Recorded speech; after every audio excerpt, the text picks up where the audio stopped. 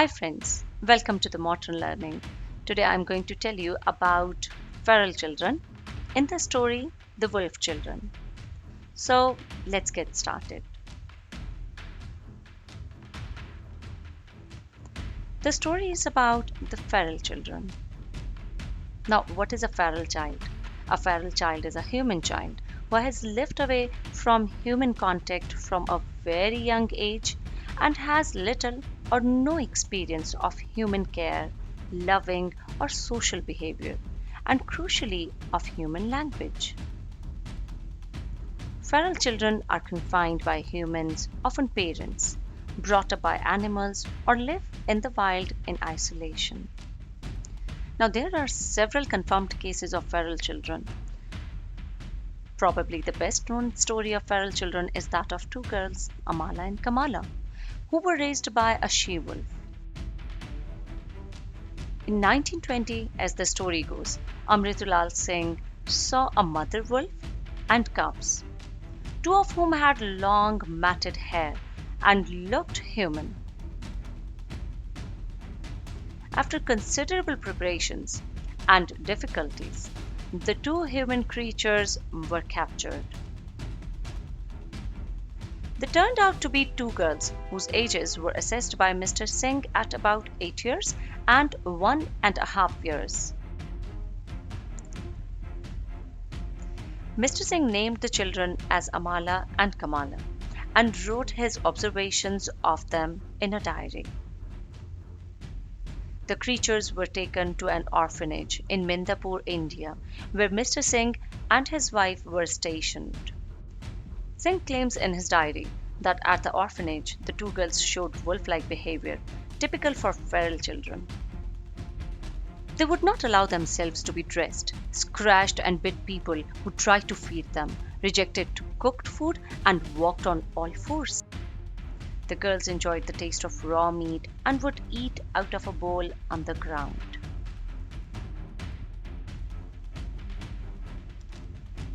They walked on all fours and had calluses on their knees and palms from doing so.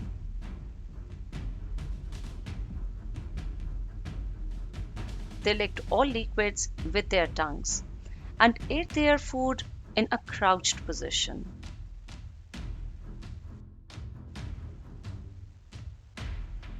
They never slept after midnight and prowled and howled at night. It was noted that their hearing was very acute and they could smell meat at a great distance. They seemed to be insensitive to cold and heat and appeared to show no human emotions of any kind apart from fear. At night, they would howl like wolves calling out to their family. They did not speak. Singh claims that he took on the difficult task of trying to teach them ordinary human behavior. In September 1921, both girls became ill, and Amala the younger died. Kamala showed signs of mourning at her death. After this, Kamala became more approachable. Mrs. Singh was able to win her confidence and to create the conditions in which Kamala would be willing to learn from her. After years of hard work, she was able to walk upright a little and learn to speak a few words. She knew some of the names of the babies housed there. She understood the concept of color. She accepted food only from her plate and knew her glass from among the others.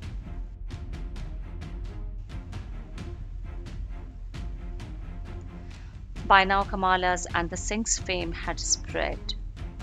An invitation arrived from the Psychological Society of New York in 1928 offering to take Kamala to the United States, where she could be presented to the public.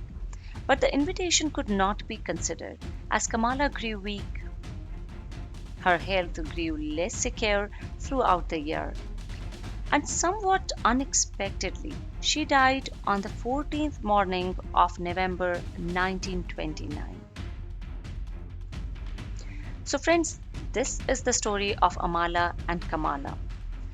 Though there are several confirmed cases of feral children, but there is a controversy about this story, as these are the observations taken from Mr. Singh's diary, which he used to write day after day.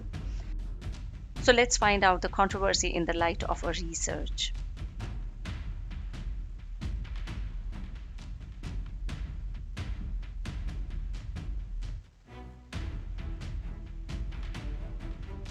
According to the French surgeon Serge Eroles, the case of Amala and Kamala is the most scandalous swindle concerning feral children.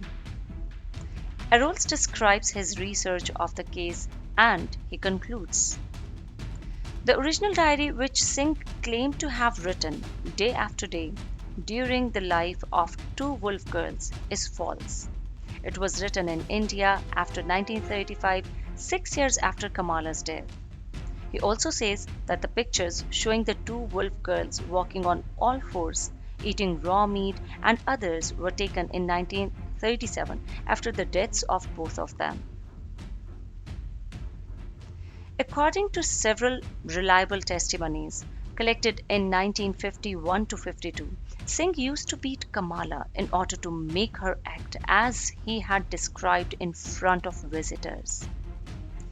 He also concludes that Kamala was afflicted with a neurodevelopmental disorder, that is, Rett syndrome. And to our surprise, scholars from Japan and France later supported Errol's conclusions.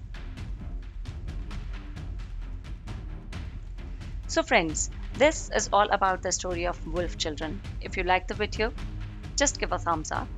And don't forget to subscribe and press the bell icon so that you will be notified about my new videos. See ya!